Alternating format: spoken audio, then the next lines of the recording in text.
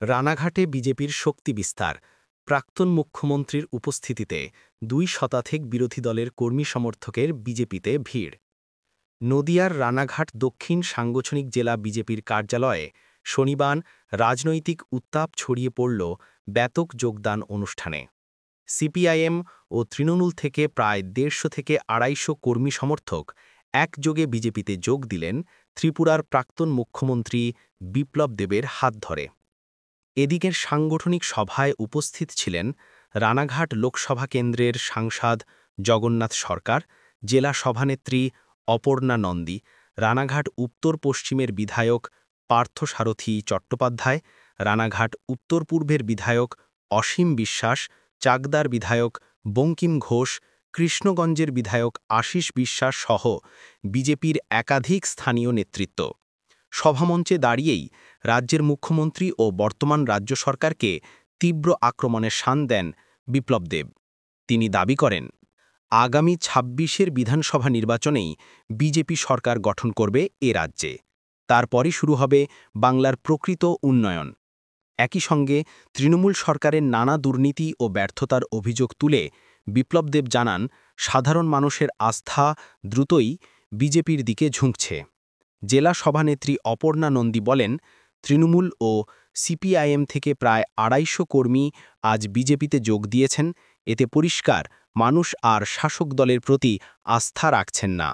পাশাপাশি এসআইআর নিয়ে তৃণমূল নেতৃত্বের ভূমিকা ও মন্তব্যকে কটাক্ষ করে জেলা নেতৃত্ব জানান, তৃণমূল ভয় পেয়েই এখন বিজেপির বিরুদ্ধে মিথ্যাচারের আশ্রয় নিচ্ছে। যোগদান পর্বে নবাগত কর্মীদের হাতে দলীয় পতাকা তুলে দেন বিপ্লব দেব। বিজেপির দাবি, এই ব্যাপক যোগদানই বোঝাচ্ছে রানাঘাট ও আশেপাশের এলাকায় বদলের হাওয়া শুরু হয়ে গেছে।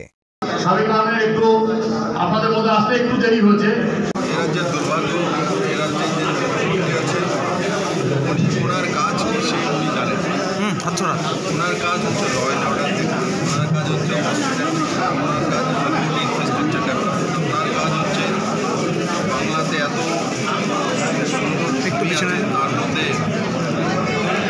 মাতৃভূমিতে রোজগার সেবা। ওনার কাজ হচ্ছে এডুকেশনাল ইনস্টিটিউশনগুলো যেগুলো ভারতবর্ষের মধ্যে বিখ্যাত ছিল একসময়, সেগুলোকে পুনরুদ্ধার করা।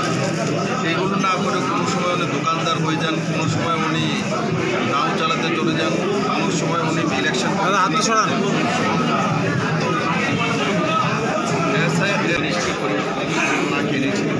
কিন্তু তার পরিবর্তে উনি কমিউনিস্ট প্লাস ভাইপো উপহার দিয়েছেন। বাংলার মানুষ 26-এ তার জবাব দেবে। আর আমি সংগঠনের কাজের জন্য বাংলাতে এসেছি। আমার সংগঠনের লোকদের সঙ্গে এই সংগঠনকে আরও শক্তিশালী করে কীভাবে বাংলার মানুষকে আমরা মুক্তি দেওয়াতে পারি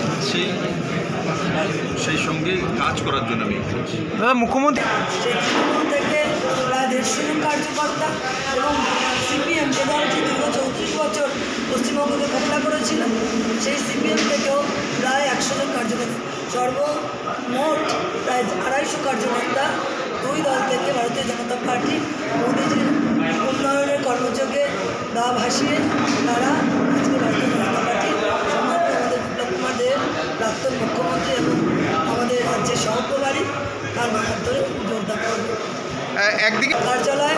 এবং সেই সভাতে প্রাক্তন সিএম চিফ মিনিস্টার ত্রিপুরা তিনি সহপর্যবেক্ষক আছেন, তিনি এসছেন বৈঠক নিতে। এতটাই উশৃঙ্খল, সমস্ত কিছুর ঊর্ধ্বে উঠে গণতন্ত্রকে তো এরা মানে না।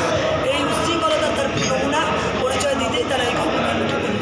তারা জানাচ্ছেন এসআইআর এবং সিএএ নিয়ে সাধারণ মানুষকে ভুল বোঝানো হচ্ছে বিজেপির পক্ষ থেকে।